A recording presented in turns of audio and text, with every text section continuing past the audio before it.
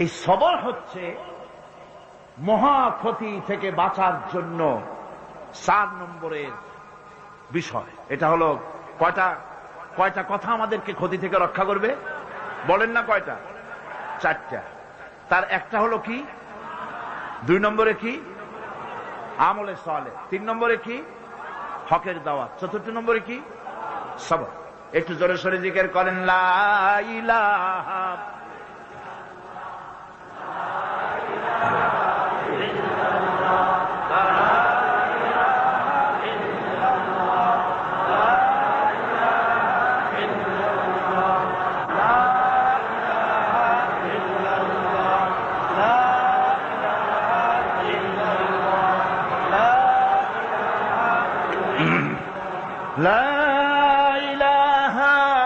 ইল্লাল্লাহু মুহাম্মাদুর রাসূলুল্লাহ। সবর কোরআনে কারীমের মধ্যে সর্বাধিক ব্যবহৃত একটি শব্দ। সবর আরবি ভাষায় বিভিন্ন অর্থে এই সবর শব্দ এসেছে, তবে সাধারণত সবর শব্দের অর্থ হচ্ছে অবিচলতা, দৃঢ়তা, সহিষ্ণুতা, মন মেজাজের সমতা, ধীরতা, কষ্ট সহিষ্ণুতা, বরদাস্ত, এগুলি হচ্ছে সবরের অর্থ। আমরা মনে করি সবর হচ্ছে ধৈর্য। হ্যাঁ, ধৈর্যটা ঠিক, কিন্তু সেই ধৈর্যের অর্থ কি? এই ধৈর্যের অর্থ এই নয় যে কেউ আপনার একটা থাপ্পড় মারবে আর আপনি বলবেন, ভাই হাতে ব্যথা পাইছেন নাকি, তাহলে আমার আর একখান থাপ্পড় দিয়ে দাঁত যে কয়টা আছে তাও ফালাই দেয়। এর নাম সবর না।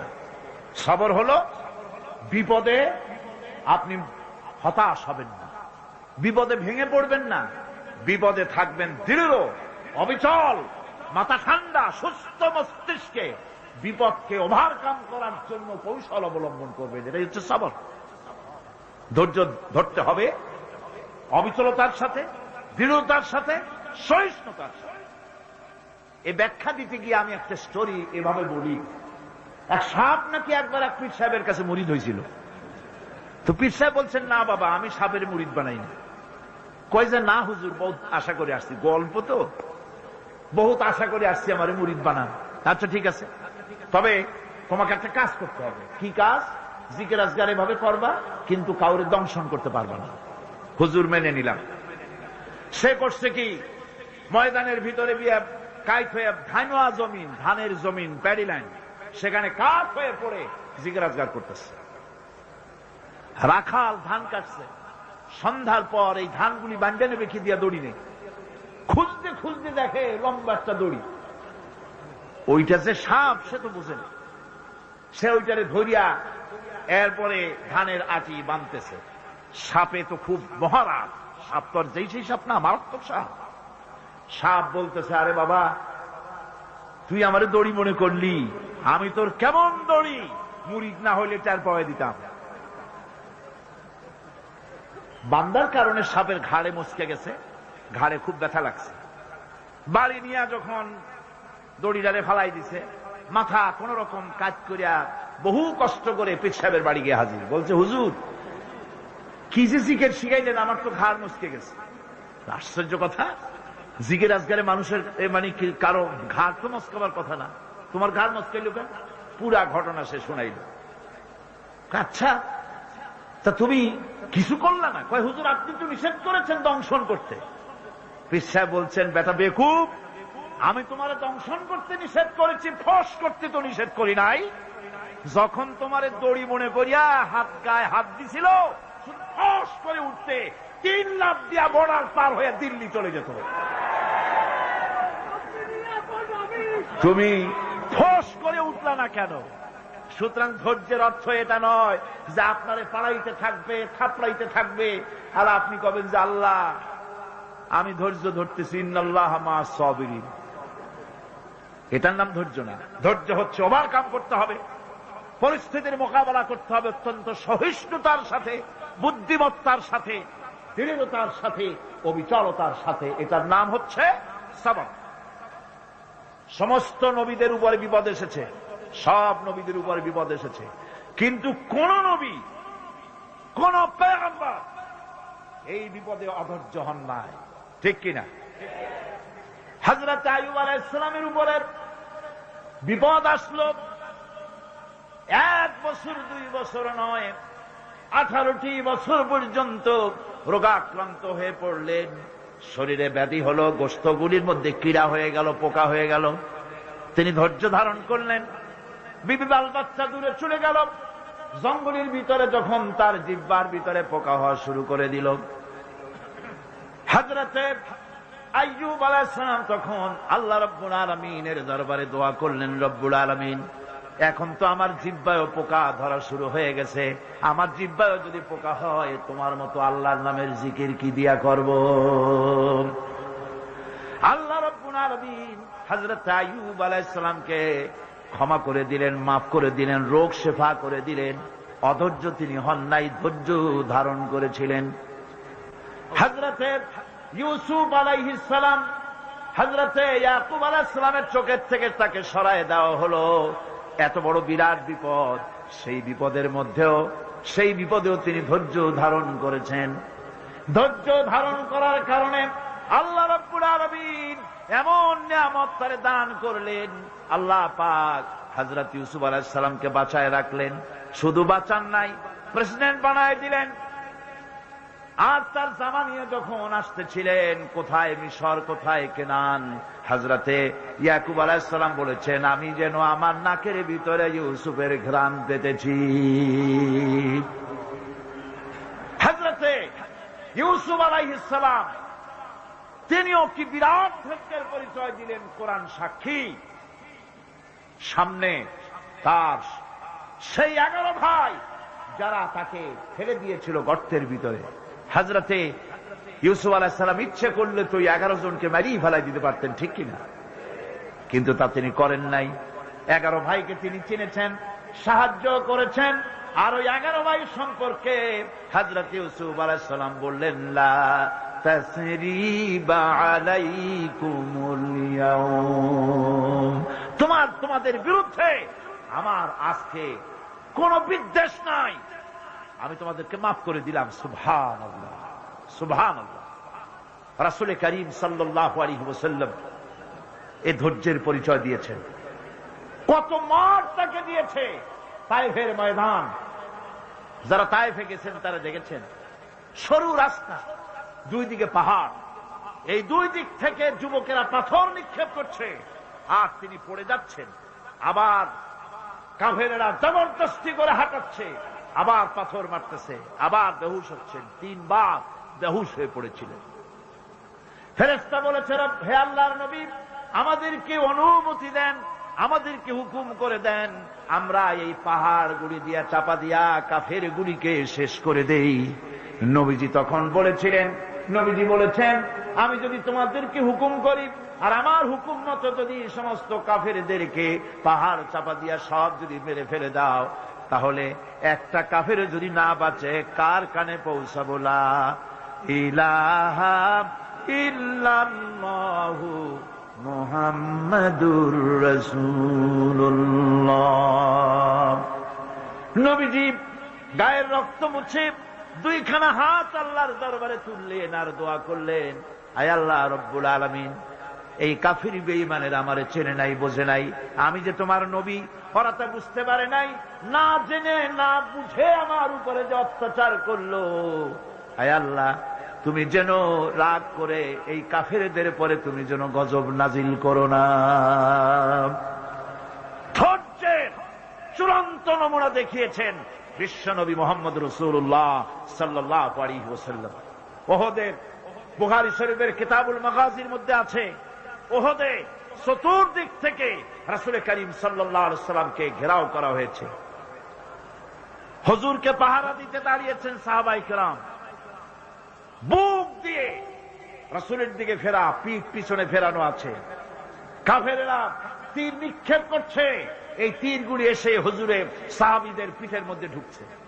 হাদিস শরীফের ভিতরে এসেছে, রাসূলকে হেফাজত করার জন্য যত তীর মারা হলো, সাহাবীরা তীরগুলি পিঠে ধারণ করলেন। একা হযরত তালহার পিঠে 80টা তীর প্রবেশ করেছিল। রাসূলুল্লাহর দান্দার মোবারক শহীদ হয়ে গেল, হুজুর পড়ে গেলেন। হযরতে ফাতেমা রাদিয়াল্লাহু তাআলা আনহা ছুটে এসে হুজুরের রক্ত বন্ধ করার জন্য চেষ্টা চালাতে লাগলেন, রক্ত বন্ধ হয় না। হযরতে আবু উবাইদা রাদিয়াল্লাহু তাআলা আনহু হুজুরের মস্তকের ভিতর থেকে লোহার কড়া দাঁত দিয়া কামড়াইয়া বহু কষ্ট করে উঠালেন। কপাল দিয়া রক্ত পড়ে, মুখ দিয়া রক্ত পড়ে, 2 হাত দিয়া রাসূল চেহারা বুঝে এনে হাতে দেখেন রক্ত। আল্লাহর নবী বলেন, এই জাতির কল্যাণ কি করে হবে যেই জাতি তার নবীর চেহারা রক্ত দিয়া লাল বানাইয়া দিল। মদিনায় সারা পড়ে গেল, নবী নাই, নবী শহীদ হয়ে গিয়েছেন। চতুর্দিক থেকে লোকেরা দৌড় আরম্ভ করলো, একজন মেয়ে লোক দৌড়ায়। সাহাবীরা জিজ্ঞাসা করেন, কোথায় যাও?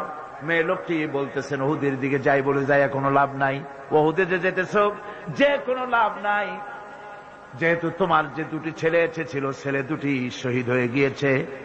মেয়ে লোকটি বলছে, কে শহীদ হয়েছে শুনতে চাই না, আল্লাহর নবী কেমন আছেন সেটা জানাও।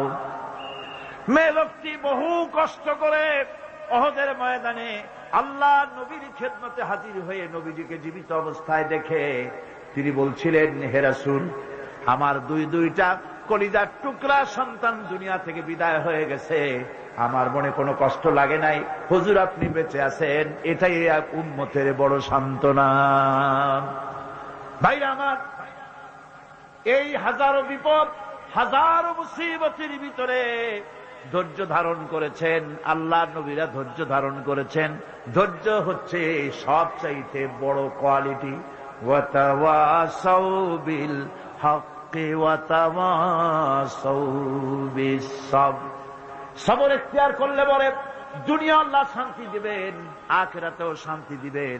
আজ আমার দেশে যত সবচাইতে বেশি যে জিনিসের অভাব তার নাম হলো সবর। কিসের অভাব? সবরের অভাব। গাড়িতে উঠতে দেখেন, বেসবরি কারে বলেন। দোকানে যান, বেসবরির আলামত দেখতে পাবেন। যেখানে যান মানুষ দারুণ বেসবর হয়ে যায়।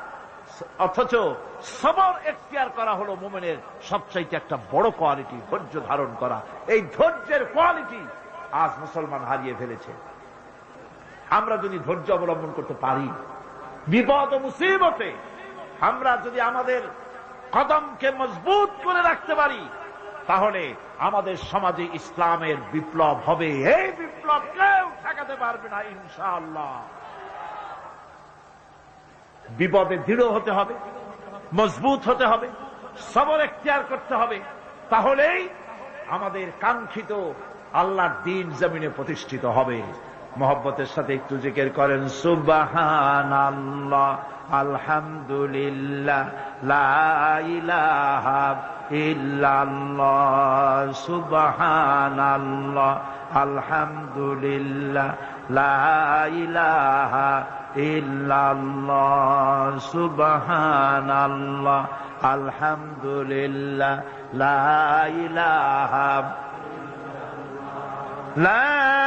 ইলাহা ইল্লাল্লাহ, মুহাম্মাদুর রাসূলুল্লাহ।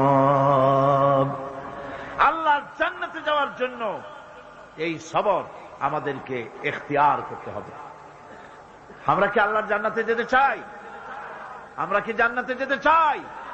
অবশ্যই আল্লাহর জান্নাতে আমরা যেতে চাই। এই জান্নাতে যাওয়ার জন্য আল্লাহ রাব্বুল আলামিন কোরআনে কারীমের মধ্যে বলেছেন, আম হাসিবতুম আন তাদখুলুল জান্নাতা ওয়া লাম্মা ইয়া'লামিল্লাহুল্লাযীনা জাহাদু মিনকুম ওয়া ইয়া'লামাস সাবিরিন। তোমরা কি মনে করেছো যে বেহেশতে চলে যাবে, অথচ এখনো দেখা হয় নাই যে তোমাদের মধ্যে কে সবর অবলম্বনকারী, জেহাদের ময়দানে কে জেহাদ করতে এবং সবর এখতিয়ার করতে কে তোমাদের মধ্যে পারদর্শী, অথবা এই পরীক্ষায় কে কামিয়াব হবে, এটা এখনই দেখা হয় নাই। আর এমনি তোমরা জান্নাতে চলে যাবে? জান্নাতে যাওয়া তো সহজ নয়। আল্লাহ পাক পরীক্ষা নেবেন, সেই পরীক্ষায় কামিয়াব হতে হবে। আর আল্লাহ পাক বলেছেন, অবশ্যই সবরের পরীক্ষা নেব। وَلَنَبْلُوَنَّكُمْ حَتَّى نَعْلَمَ الْمُجَاهِدِينَ مِنْكُمْ وَالصَّابِرِينَ وَنَبْلُوَ أَخْبَارَكُمْ। অবশ্যই আমি তোমাদেরকে পরীক্ষা করব, আর এই পরীক্ষার ভিতরে সত্যিকারের মুজাহিদ যারা, তারাই যারা নাকি দৃঢ়তা অবলম্বন করবে, সবর ইখতিয়ার করবে, আল্লাহ রব্বুল আলামিন পরীক্ষায় তাদেরকে কামিয়াব করবেন। এই সবর এক মহা সম্পদ। সবর ইখতিয়ার করতে হবে মুসলমানদেরকে। জান্নাতের ভিতরেও আল্লাহ পাক যারা সবর করবে তাদের জন্য বিরাট নিয়ামত আল্লাহ পাক জান্নাতে দান করবেন। জান্নাতে যাওয়ার জন্য সবর একটা মহাগুণ। এই গুণ মুসলমানদের ভিতরে থাকতে হবে। আমার বন্ধুগণ, কোরআনে কারীমের ছোট্ট সূরা ওয়াল আসরের ভিতর থেকে যে কথাগুলি বিগত 4 দিন আর আজকে বলা হলো, জীবন আমাদের ব্যর্থ, জীবন আমাদের ক্ষতিগ্রস্ত। এই জীবন যদি আমরা সবল করতে চাই তাহলে 4টি আমল করা লাগবে, ঈমান আর আমলে সালেহ। আর আমাদের করা লাগবে আমলে সালেহের সাথে হকের দাওয়াত আর সবর ইখতিয়ার করতে হবে। এই সবর যদি করতে পারি, জিহাদের ময়দানে লোক যদি কম হয়, বেশি সংখ্যকের উপরে আল্লাহ পাক আমাদেরকে জয়ী করে দিবেন। ইয়াকুম মিনকুম 20 সাবিরুনা ইয়াগলিবু মিআতাইন। তোমাদের মধ্যে যদি 20 জন লোক যদি তোমাদের মধ্যে সাবির হয়, ধৈর্যশীল হয়, তাহলে 200 লোকের উপরে আমি আল্লাহ রব্বুল আলামিন তোমাদেরকে জয়যুক্ত করে দেব। জোরে কোন সুবহানাল্লাহ। 20 জন যদি হয়, 200-র উপরে আমি তোমাদেরকে জয়যুক্ত করে দেব। যাদের ময়দানে সবর ইখতিয়ারকারী লোকদেরকে আল্লাহ পাক জয়যুক্ত করবেন বলে ওয়াদা করেছেন। বিপদে ধৈর্যধারীর জন্য আল্লাহ পাকের পক্ষ থেকে সুসংবাদ রয়েছে, ওয়াবাশশিরিস সাবিরিনাল্লাযীনা ইযা আসাবাতুহুম মুসিবা ক্বালু ইন্না লিল্লাহি ওয়া ইন্না ইলাইহি রাজিউন। সুসংবাদ হচ্ছে সেই সব ধৈর্যধারীদের জন্য, সবর ইখতিয়ারকারীদের জন্য, যারা বিপদ আসলে বলে, কি বলে? পড়েন আমার সাথে, ইন্না লিল্লাহি ওয়া ইন্না ইলাইহি রাজিউন। এইটা আমরা পড়ি কখন? কেউ মরে গেলে বলি, আর পড়ি না।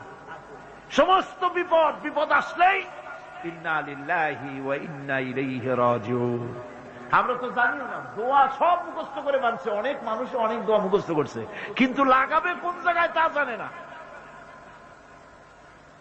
একজনে শুনছে তার শাশুড়ি মারা গেছে, কয় নাউজুবিল্লাহ।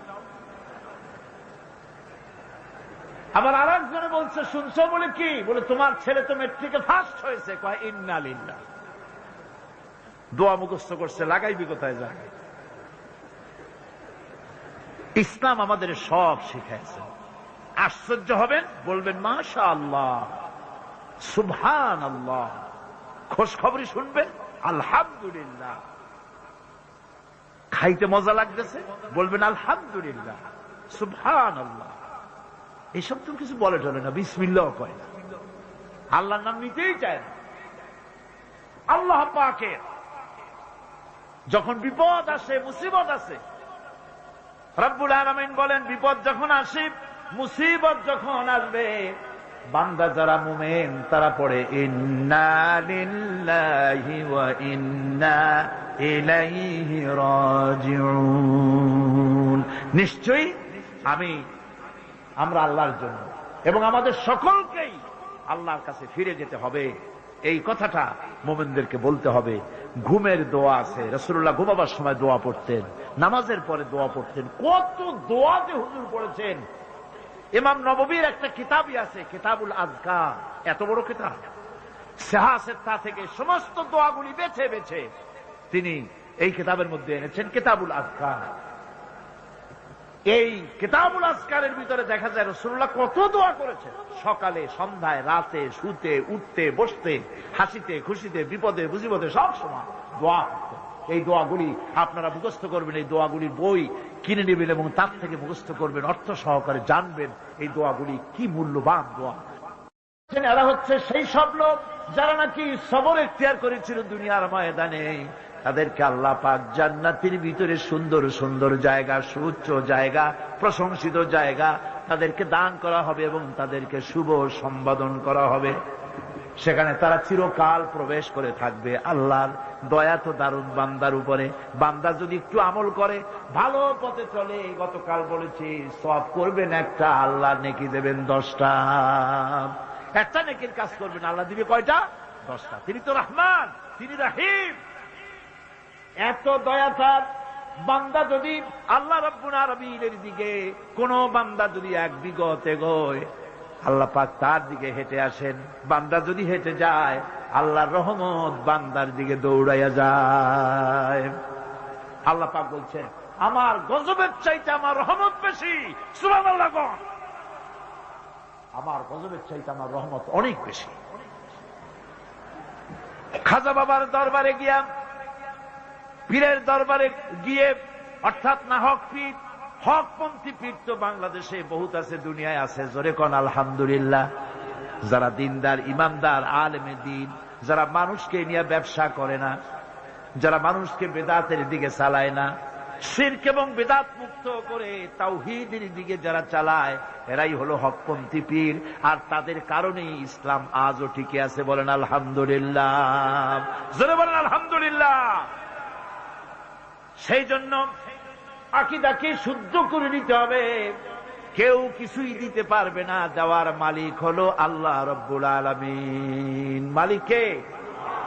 এমন দেওয়া দিবেন, পড় গিয়া জিস পর নজর बंदा को मौला कर दिया, पड़ गया जिस पर नजर बंदा को मौला कर दिया, आ गया जिस दाम में जोश कतरा को दरिया कर दिया।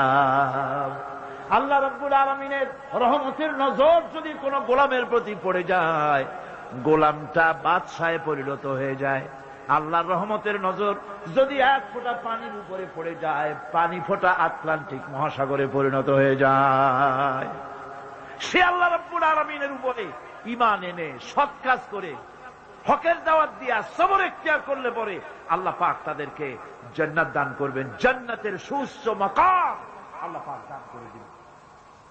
এই 4 দিন ধরে যে কথাগুলি আমি আপনাদের সামনে বললাম, এই কথাগুলির ভিত্তিতে রাসূলুল্লাহ লোক তৈরি করেছিলেন।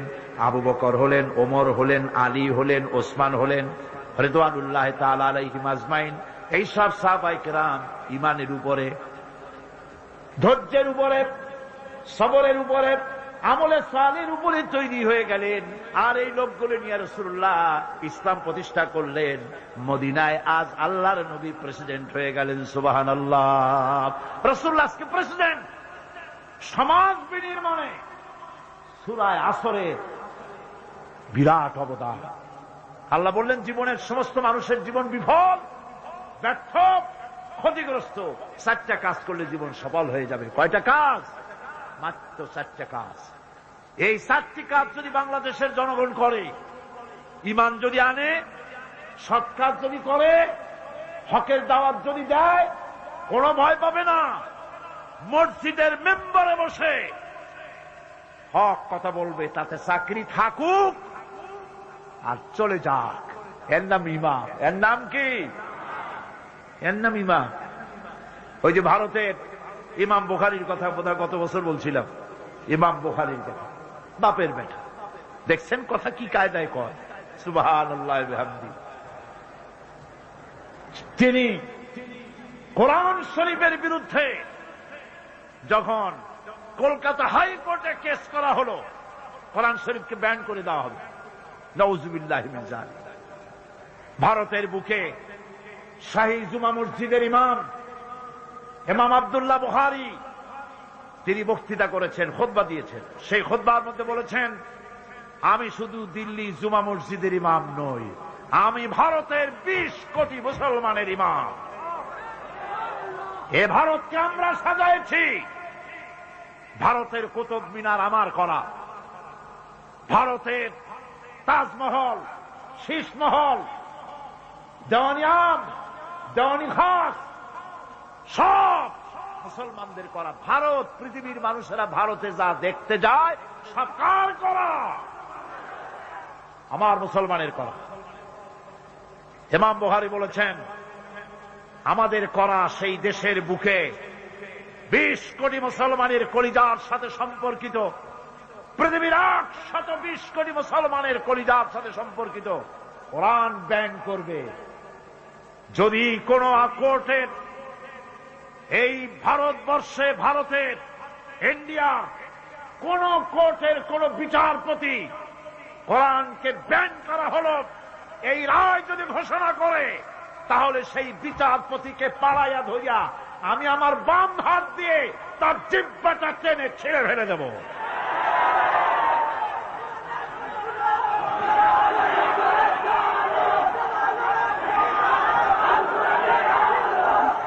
সুতরাং আজ ওলামাদের সবচাইতে বড় দায়িত্ব, সবচাইতে বড় দায়িত্ব কার?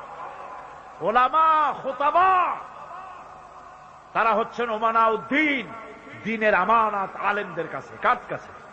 ওলামাদের কাছে দ্বীনের দায়িত্ব।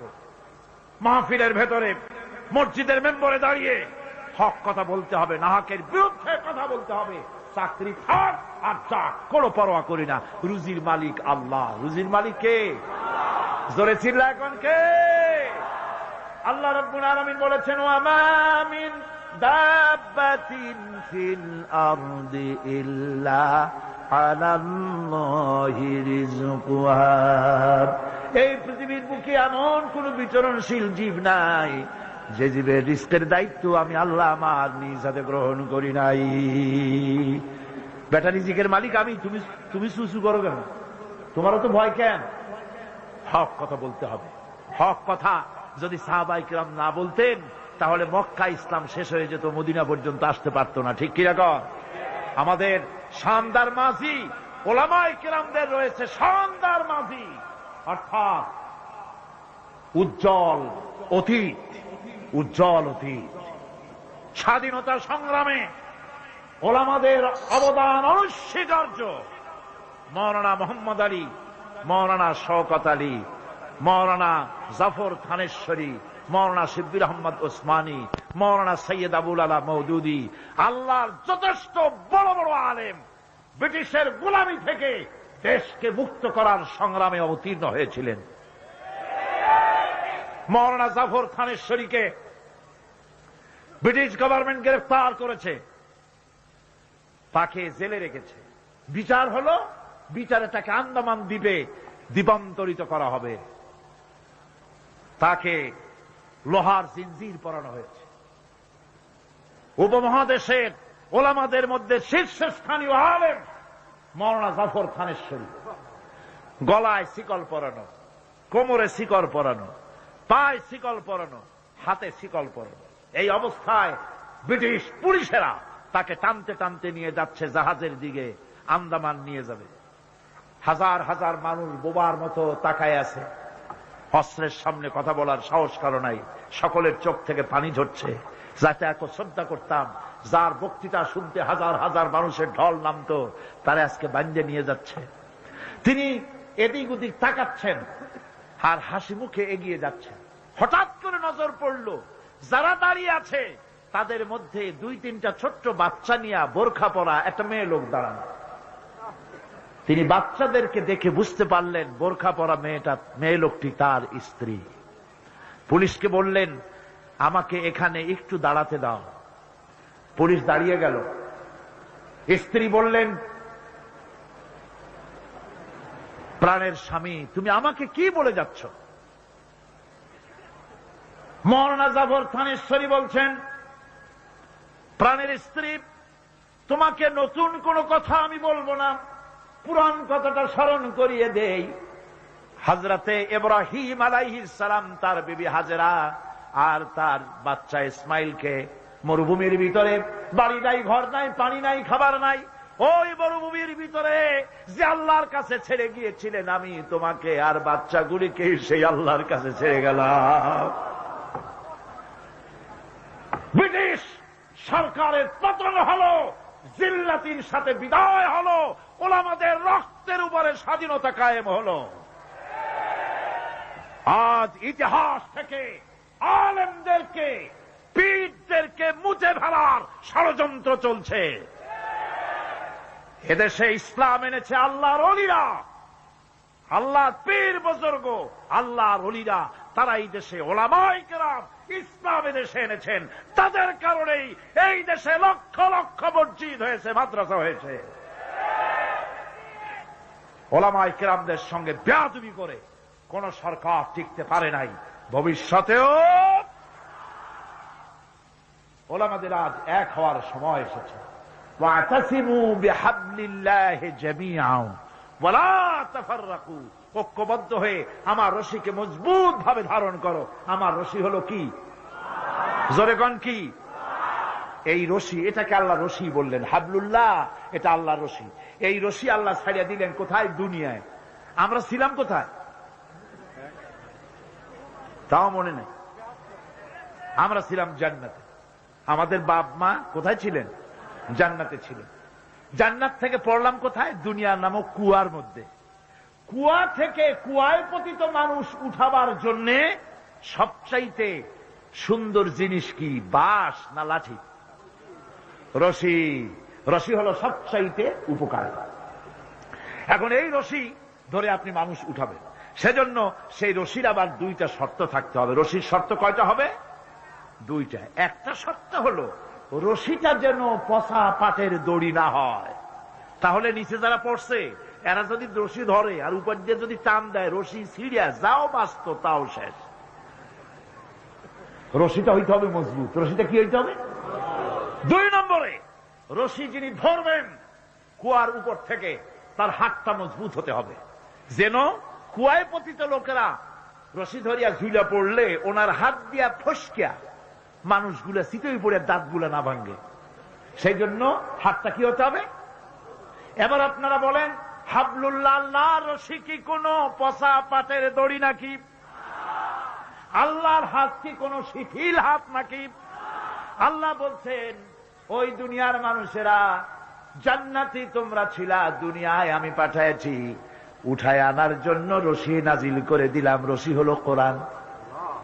ওয়াতাসিমু বিহাবলিল্লাহি জামিআন, আস্তাতা বলা হয় নাই যেখানটা খুশি সেখানটা ধরো, এরকম না, সবাই মিলে এক জায়গা দিয়া ধরো। রশির অপর প্রান্ত ধরে টেনে আমি আল্লাহ তোমাদেরকে আবার হারানো জান্নাতে পৌঁছাইয়া দেব। হারানো জান্নাতে আমরা কি আবার ফিরে যেতে চাই? কারা কারা চাই? আলহামদুলিল্লাহ, জোরে কোন আলহামদুলিল্লাহ।